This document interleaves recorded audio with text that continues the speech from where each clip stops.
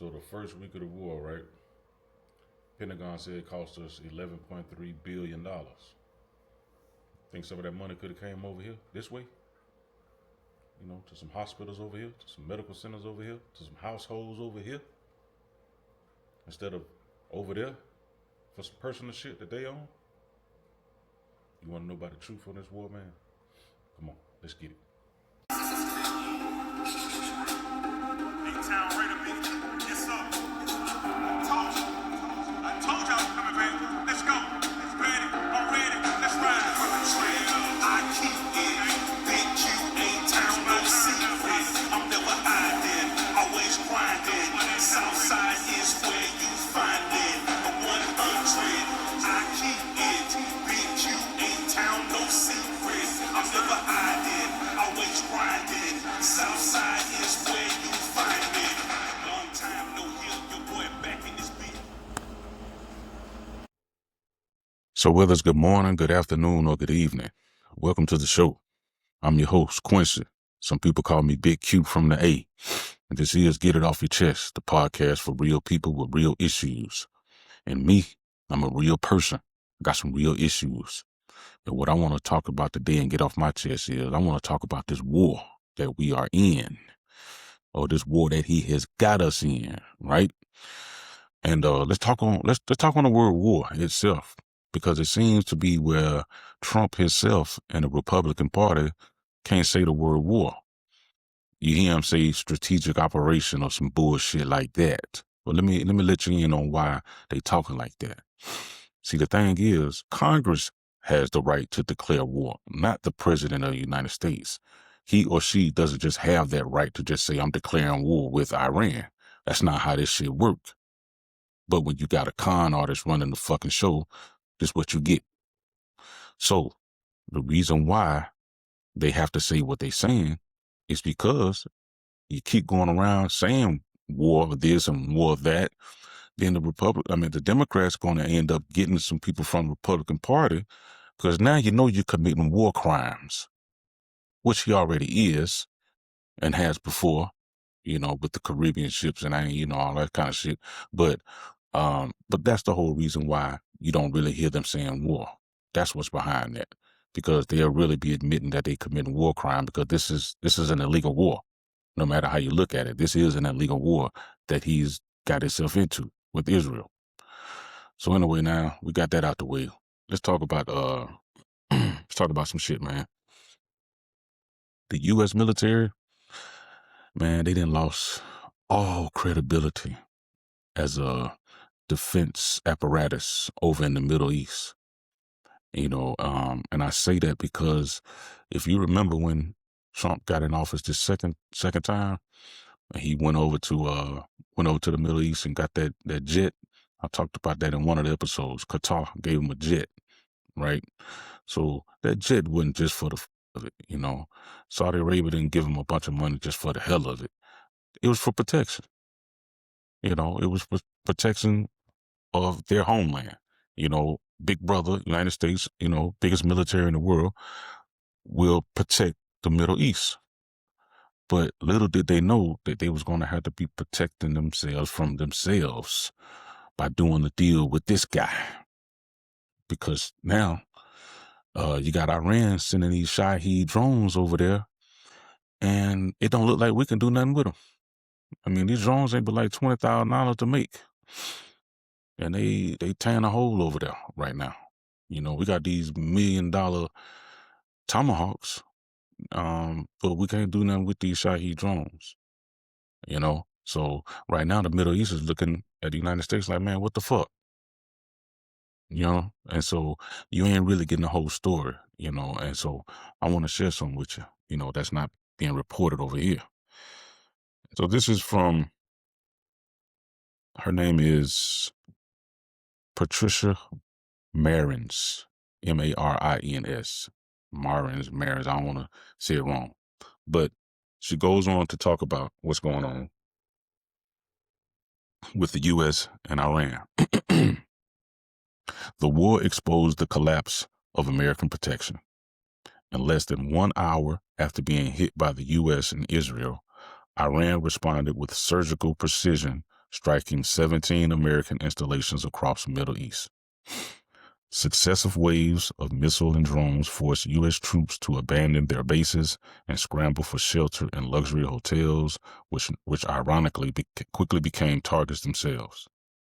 It has now been 12 straight days of continuous bombardment with multiple waves every single day and no sign of fatigue.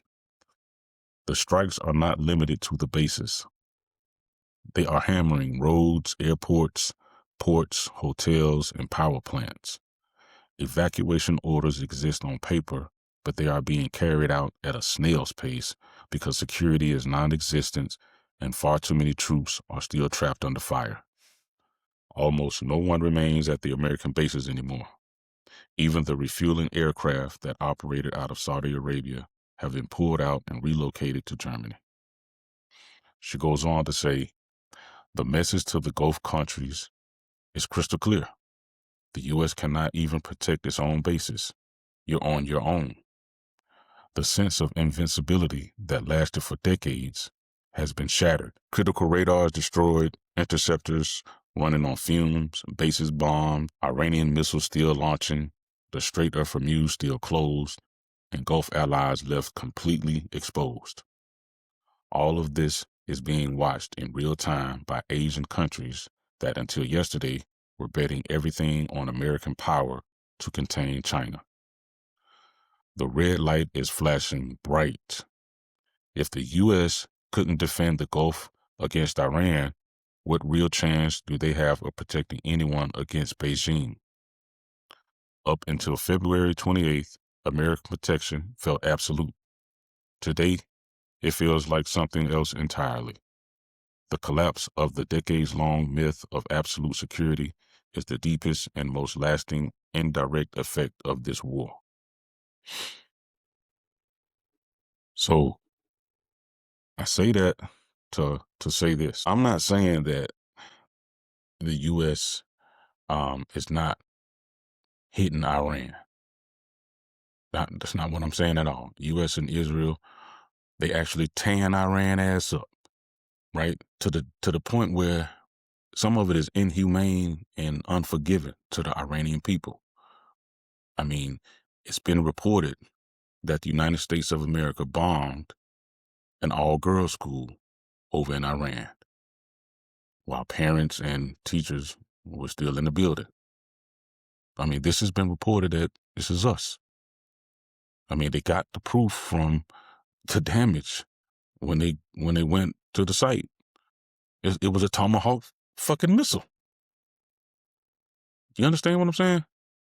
So in the very beginning of this war, right? Check this out. Can't make this shit up. Trump held a press conference in the Oval Office. So a reporter asked him, what's the worst case scenario? You know, because we don't have an objective with this fucking war that we in. You know, he never gave out no objectives. We don't know what the hell it's all about. All right. So she asked him, what's the worst case scenario, you know, with this war that we in? And he actually was like, I don't know. You know, that's the first thing. What you mean you don't know? That means you ain't playing for nothing.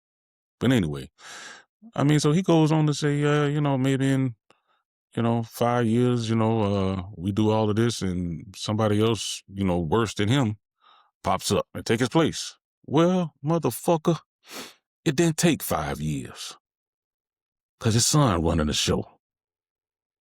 And you killed all of his people. How you think he feel? But you ain't got to believe me.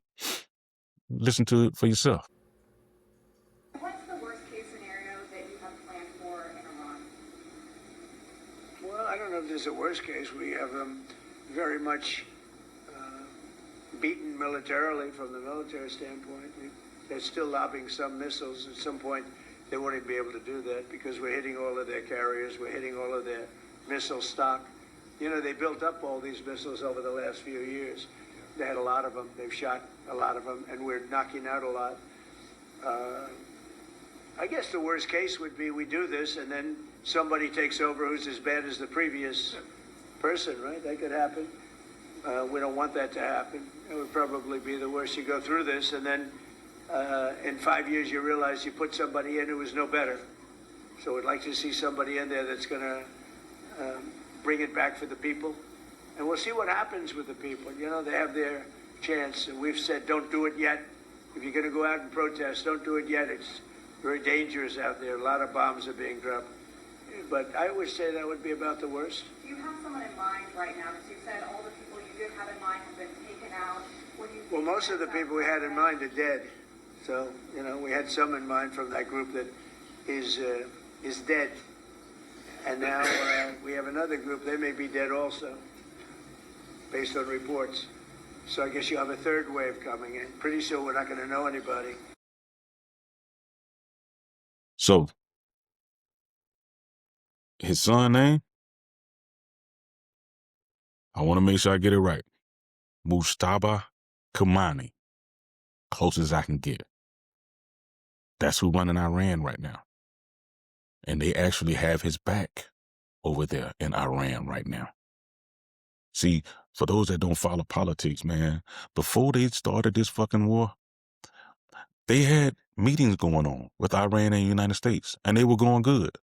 You know, like making sure no enrichment for nuclear weapons, be made in Iran. So negotiations was happening. And then all of a sudden, here we are. So I say that because in the beginning, Trump actually told the people of Iran in January of this year, 26, rebel against the Ayatollah. I got your back. I got your back, Iranian people. Rebel against him. Because don't get me wrong, nobody is a fan of the Ayatollah.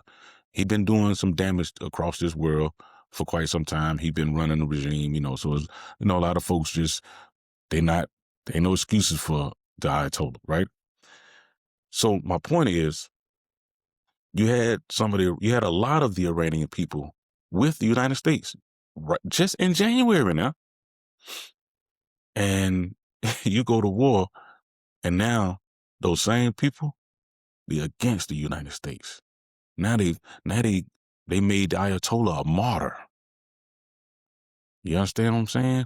When they despised him in January, they despised him. They was just rioting and going against the Ayatollah in January. And Trump said, I got your back. I mean, he literally said these words, we'll come in guns a-blazing. And since then, 3,000 to 4,000 Iranians were killed.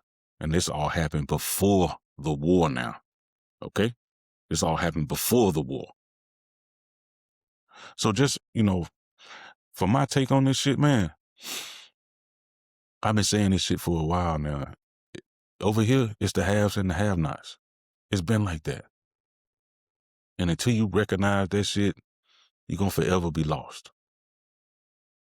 These people are evil. They don't fucking care about the working man. They don't care about the working woman. Look at some of the actions that they're doing. This man jumped into a whole war, and we got soldiers that's been killed. I mean, but for what? For what, though? Think about that. What are they dying for? As anybody asking that question? Especially politicians, especially the Republicans, especially the one who running the whole show over here. None of they people going over there fighting for this shit. None of them. But they making bank off of this shit, though, I guarantee you that. Everybody know that. Wars make money. So, that's my take on it. I think it's some bullshit. I don't think none of this shit cool. We jumping into some shit for somebody's personal reason.